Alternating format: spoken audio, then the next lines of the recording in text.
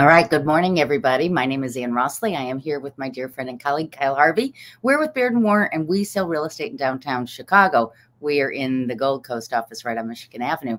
So today, Kyle, we have lots of fun stuff to talk about, questions from our viewers and clients, and a few other things just to chat about, right?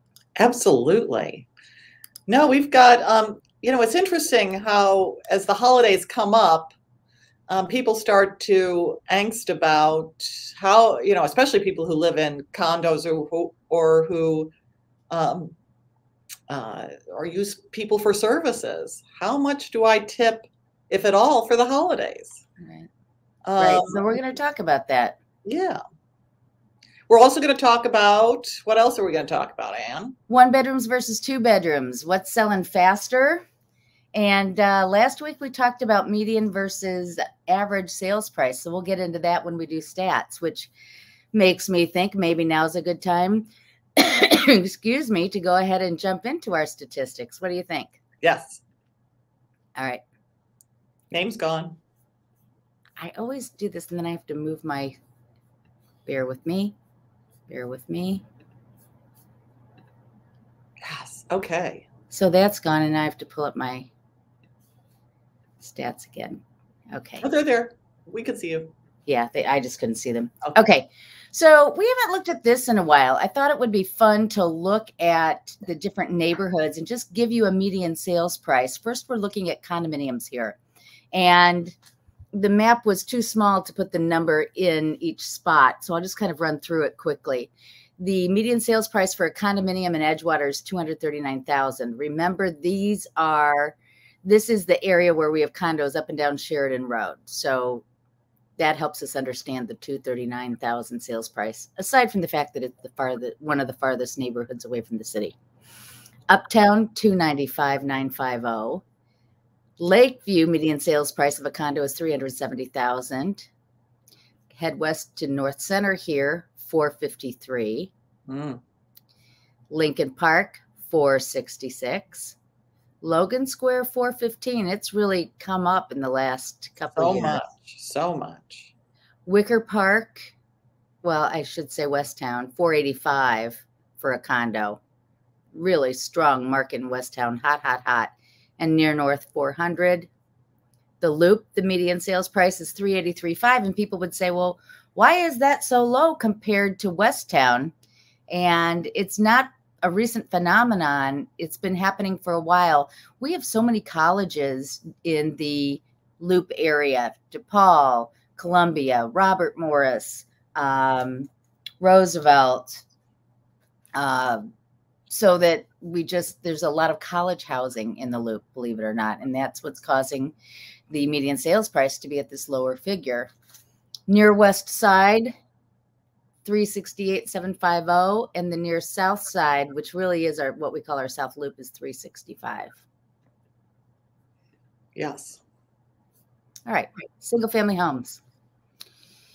Obviously, it costs more to buy a single family home in Chicago than a condominium. The highest is near North at $1,800,000, followed closely by Lincoln Park with $1,707,000.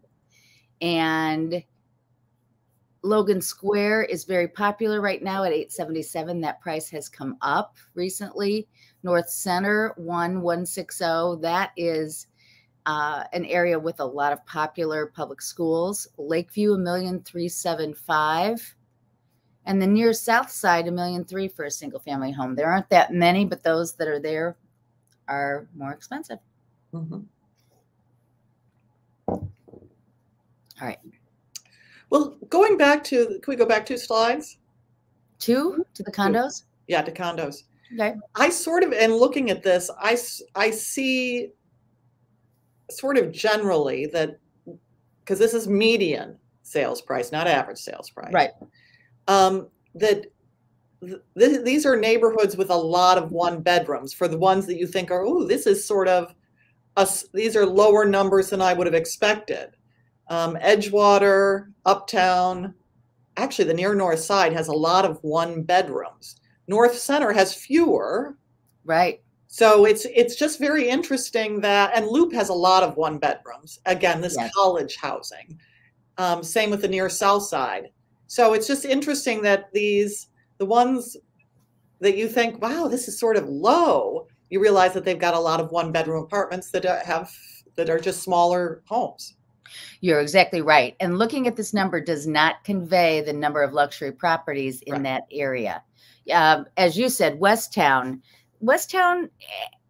is more 2s and 3s and luxury condos. There are luxury condos in the Loop and the Near North, but they aren't reflected in a median sales price.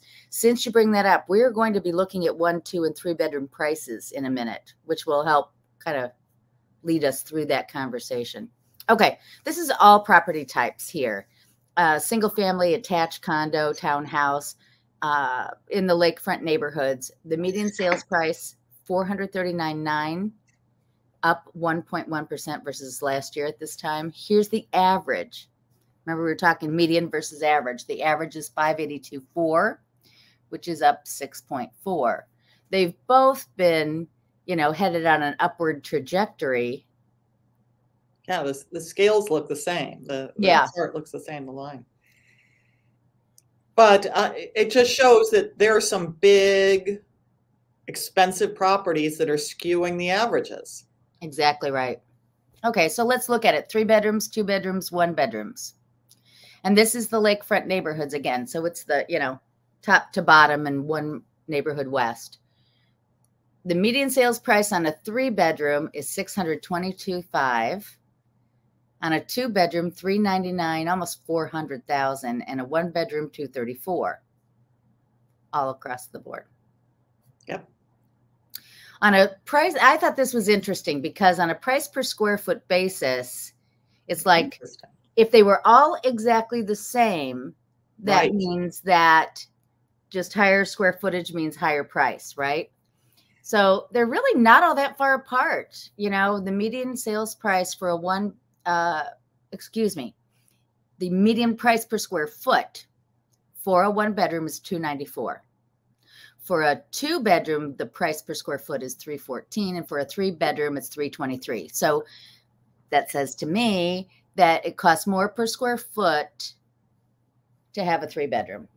But you could also have a bigger 3 bedroom too. So I don't know. But I think it is the value of a home for a family versus the value of a 1 bedroom. It just, But it was surprisingly close in my mind. No, I thought it would be a bigger spread. Yeah. Okay, average market time. So this gets into the question that one of our clients asked, which is, should I be looking to buy a 2 bedroom? Should I wait to have enough money to buy a 2 bedroom? Or is it okay to just jump in and buy a 1 bedroom now? What are the pros and cons? And so the first thing I looked at was, what's the market time? Like if I put my condo on the market, how long is it going to take to sell? And the fastest seller is a 2 bedroom, even more than a 3 bedroom at 87 days. I thought that was really interesting. And I'm guessing that's because it's a higher price on the 3 bedrooms, wouldn't you say? I would, but it's also a lot of people enter at 2 bedrooms. A lot of people who've waited and waited and waited, and then they want 2 bedrooms. Versus 3 bedrooms is I'm starting a family, or I've got a family, and you're a little bit older buyer on the average. Mm-hmm. So I find that 2 bedrooms are sort of the sweet spot of listings. They go faster. A lot of people want them. A lot of people want to see them. Yeah. But we're not saying here that it's like 120 days to sell a 1 bedroom versus 50 days to sell a 2 bedroom. It doesn't look that substantially off that I would tell somebody don't buy a 1 bedroom. No. And again, market time reflects more than anything whether you're priced aspirationally or whether you're priced at where it's going to sell. Because if you're priced where it's going to sell, you're going to sell quickly. So I wonder if some of the 1 bedrooms haven't really done the research, or it's just not people sort of think, well, I'll put it on the market. I wonder also if some of the 1 bedrooms are investor sales. Well, that's a really good point. The other thing is when we say it's a one bedroom, it can be anything from a 900 square foot one bedroom down to a 500 square foot studio in this group, because it's one bedroom or less. And people just aren't as interested in buying studios. So that could be skewing the numbers as well. Yeah. All right, month supply. And this is everywhere. So again, it's very healthy and strong everywhere you look. One bedrooms are a 4.1 month supply, 2 bedrooms, 3.1, 3 bedrooms, 3.6, and they're all down 50 or so percent versus last year at this time. Wow. So again, 1 bedroom, 2, a 1 bedroom can be a great investment. Just depends where and what you're doing. Mm-hmm. I thought this was interesting. What are the average number of showings to get a contract by bedroom? Interesting. And look, they all hover around the same thing. I mean, they're up and down and all around, but it's basically 9 to 10 showings to get a contract. And then how many showings are these properties getting each month? And so last month, October, the average number of showings on a 1 bedroom was 3. So if you have a 1 bedroom listing and you're getting less than 3, you're less than the average. 3 bedrooms, 3.5, and 2 bedrooms, 3.8. So again, that tells me there are more people out looking for 2 bedrooms than any of these other types of properties, which goes back to what you were saying. The 2 bedrooms are the sweet spot. Oh, and then I wanted to do it by price range. I forgot. I really got into it last night. What I did here was, instead of by bedroom, I broke it down by price. So I looked at the condos that are less than 300. I looked at the condos that are 300 to 500, 500 to 900, and 900 or more. And to say, where's the activity right now? Where are people looking? And the answer is, most people are looking right now between 500 and 900. Wow. Is this only condos? Are these just condos? Or yeah. Okay, cool. Yeah. So that middle market seems to be the hot spot. The 2 bedrooms and the 5 to 900 is where the action is. So that's it. Very interesting. And I wonder if our lack of inventory is skewing how many showings things are getting. Because I've got buyers who are sort of bummed out. There's not enough. And so they're not, we're not seeing 10 properties. We're seeing 1, done. Yeah. It's so we really have almost nothing on the market right now. Well, and we have things that are on the market, but they've languished on the market. And when you say there's nothing, it's because it's something you've already seen or it's something you've dismissed. Well, right. But I also think a lot of choice can mean, like in January and February of last year, the inventory was going up. It was really rising, and sales contracts were rising because people thought I can go shopping. There's stuff to buy. When there's, when you look at a store that has not a lot on the shelves, you're not going to be, whatever. You know what I mean? Yeah. So I'm hopeful, and I'm encouraging my sellers to come on the market in January. I know you don't want to do it over the holidays, and I think it's great to do it on the holidays because I'm taking people out to look at properties. But if you feel I can't be bothered, well, then do it in January because people are looking. So let's talk about this. Last week we encouraged people as one of the options to go on the private network. Yes. Or be a pocket listing. Let's talk about that a little more, shall we? And talk about what those are, how they operate, and what might one expect. Yeah. Well, as you folks who watch us know, there are 2 private networks operating in Chicago.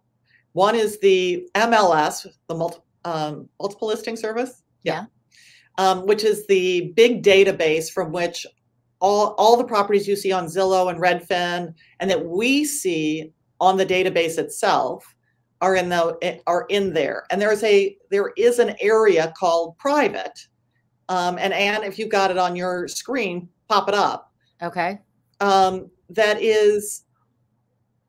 only shows on the MLS, and it doesn't show in Zillow, Redfin, on the internet to non-subscribers to the MLS.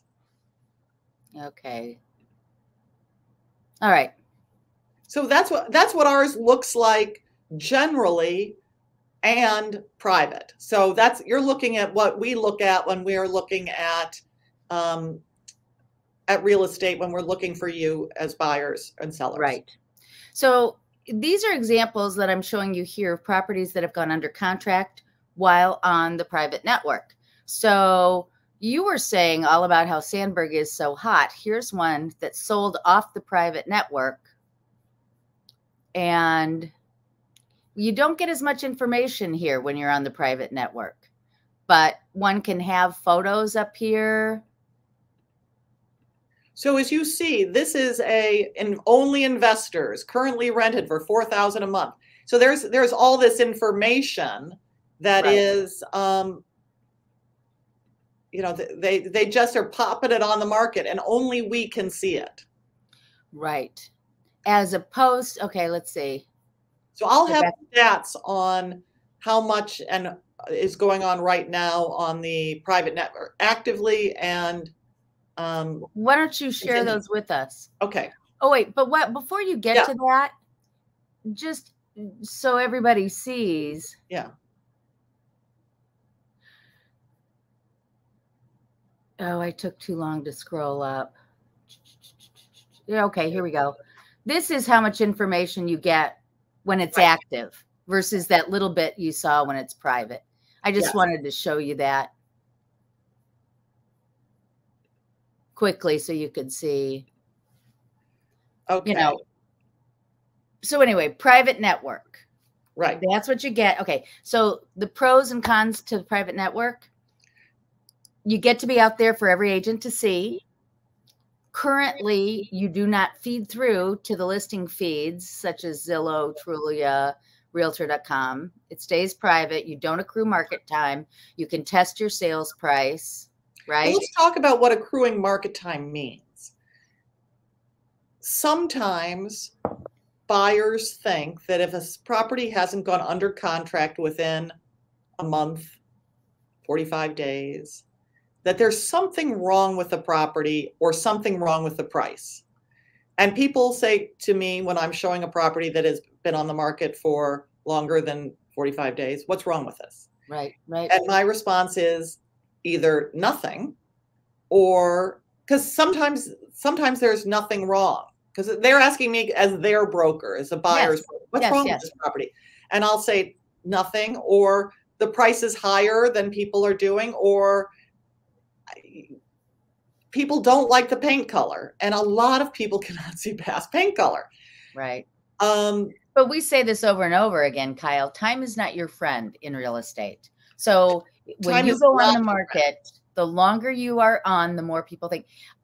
Here's a quick story for you. Tom and I bought a condo, my first condo purchased as a real estate agent. It was a 1-bedroom at 801 South Plymouth Court, and they were selling for like 75 to 85. Okay. This one's on the market for $48,000. So of course, what is wrong with that property? What is wrong with this property? Exactly right. Well, investigation showed it was a relocation property. It had a cracked down wall because they hadn't patched and painted. But with condos, how much can be wrong, right? Yeah. I mean, it's not like the roof is a problem. It's not like the basement's a problem. It's just the drywall in. And so it had sat there for months and months and months, and we ended up buying it for a song. And it was a great property. But every single person said, what is wrong with that at that price point? So. Isn't that funny? Well, so you can price it too low and make people think what's wrong. Yeah. Okay, so I've got up here the active PLN. Oh, let me share. Yeah. There you go. Okay, so some of this data looks a little funny. So I've got, each time it's got the summary. So right now, active on the private listing network, which is within the MLS, is 538 properties. Excuse me, 537 properties total. Okay. Of which 73 are detached, meaning single family homes, houses. 426 are condos, are attached properties, condos, townhouses, co-ops. 24 are 2 to 4 units, and 3 are vacant land. Okay. So that is a robust private network.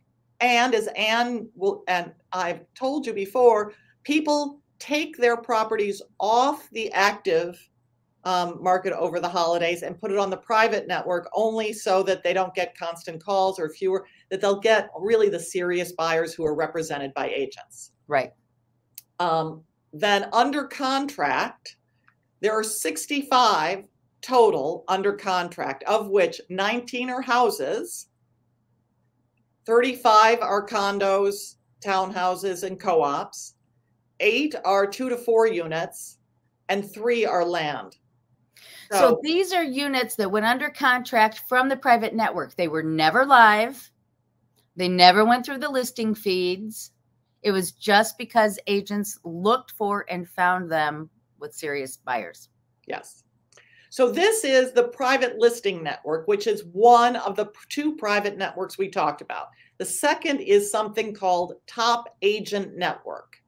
And Top Agent Network is a forum for the city's top 10% of real estate agent producers who subscribe. So there will be some who are in the top 10% who don't subscribe, though most do, because and both of us subscribe to it. Yes. Yes. Yes.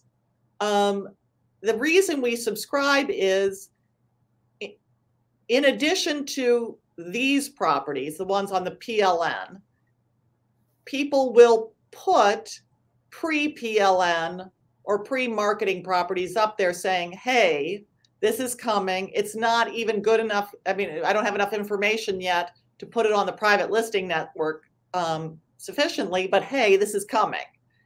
And, or, hey, I have a buyer who's looking for X. And so there is this chatter back and forth of, who do you have? What do you know? What's coming up? Talk to me about it.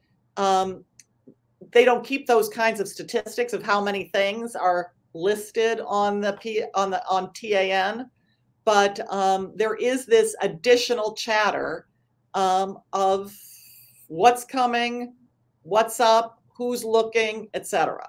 Right.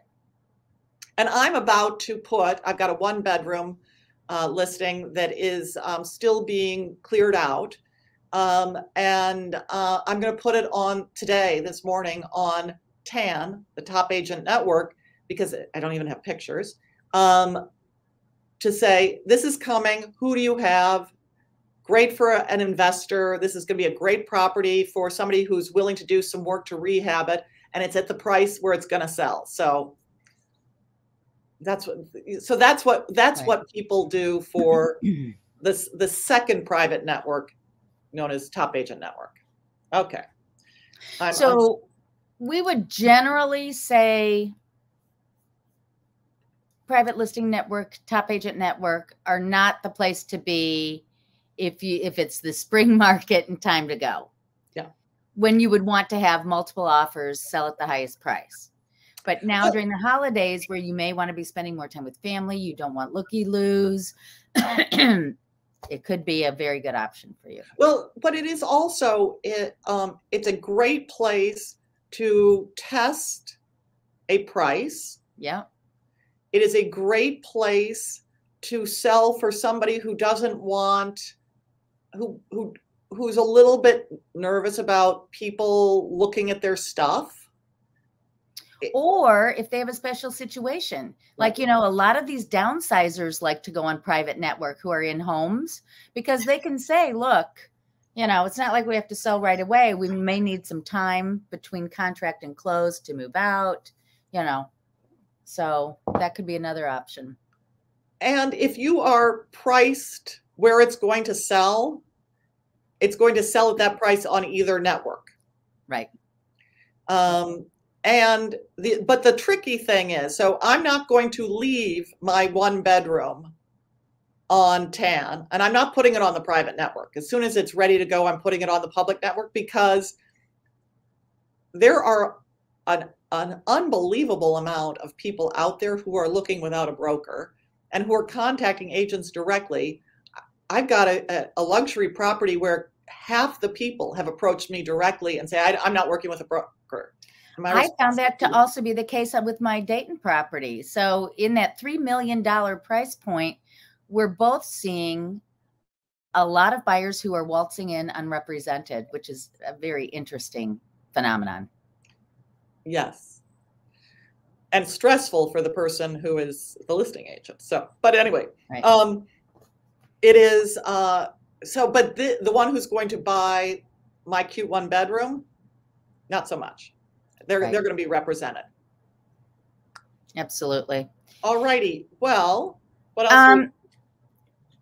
Want to talk quickly about tips, or do you want to show your property? Well, let's talk about tips. So a number of people have asked me, I've just moved into a condo for the first time. I got a notice, or I've heard that you tip the staff in the building. And what do I do? Right. I live in a condo building myself, and we all received, which I'm so grateful for, a letter from the management saying, we've set up a holiday fund. Right. We recommend X for the maintenance and door staff, and we recommend Y for the garage staff, just because there are fewer garage attendants than there are the other attendants. And you can do whatever you want, but these are sort of the recommended amounts, so that we fund in a way that gives our staff people a nice holiday bonus. Right, right. And I would start there. How about you, Anne? I totally agree. And, every so often there's somebody, when people find out about valet parking, for example, they go, oh my gosh, you mean I'm supposed to tip this guy every morning when he brings my car down? And the answer to that is no, that you are not expected to tip every morning. That's why they have the holiday fund. Now, if they do something special for you, then, and you feel moved to give them some kind of tip, then certainly you are welcome to do so. But there's certainly no expectation. Right. But for example, there are certain staff people that you may rely on more than other staff people. And when that happens, you may want to go above and beyond, either cash directly to that person, or cookies or something, to recognize their above and beyond kindness. Right. But, and if you don't have the funds this year and everyone has tough years, for this year, a card, a cookies, something that recognizes your gratitude for the service that they're providing is always welcome. Absolutely. Absolutely. All right. Well, we had like 3 other topics we didn't even get to today. We'll have to take those. Are we out of time? My God, we're out of time. Yeah. I had a really good 1 bedroom to show you people. Show us fast then. Oh, okay. We'll show it fast. Okay. Go. Okay. So this is, it's actually, I think I sort of want it. And maybe for your person who's looking. Yes. But it's a 1 bedroom. Okay. So it is 450 East Waterside, 809. It's on the market it's a high price for a 1 bedroom, but it's 1,024 square feet. So it's big. Oh, that is more big. than that. It has a separate dining room, which you can use as an office. Parking is extra for $45,000. You know that we're going to make sure that that's included in the price, and it's not anywhere near $45,000. Right. And there are amenities galore in this building, but wait till you see the views. Okay, I got to pull this over here so you can see. Look at that view. Oh, wow. Yeah. So it's the side that faces north, looking over the river. I mean, oh, That is lovely. oh my gosh. Just beautiful. So this is your office. I'd set this up as my office. Oh, right. Yeah. I love having a 1.5 bath too. And look at this entryway, nice and big. Yeah. And they've put in there a little bit of storage here. That's and then the mirror, so they can work out in their foyer. yes. And look, yeah, exactly. Oh, And a view look, from your bathroom. I love it. I know. And you've got windows in your bathroom. Yeah, that's nice. Oh. And then a half bath. It's 1.5 baths. Oh. No, that's really fun. And this is your balcony. Okay. All righty. That's what I got for you. Oh, call us, people, if you know somebody who would like to buy this. That is a great apartment. There's one tricky thing, which I thought was interesting. This building requires you to pay the city of Chicago an assessment for this land. They must own this land in such a way that you have to pay, I think it says a special assessment. I think it's like $1,200. It's not a special assessment. It's like a TIF thing. Yeah. So that you got to add that in, so to think like that as tax. That has been negotiated, though. I've seen it where sellers have to pay a portion of it, or that. And yes, everything is negotiable for the first year. That's right. This is an annual assessment to the city. Wonderful. Good to see you. Have a great week. And everyone, we will be back next week. Send us some more questions. We will answer them online. Thanks for watching Monday Morning Coffee with Kyle and Ann. We'll see you next time.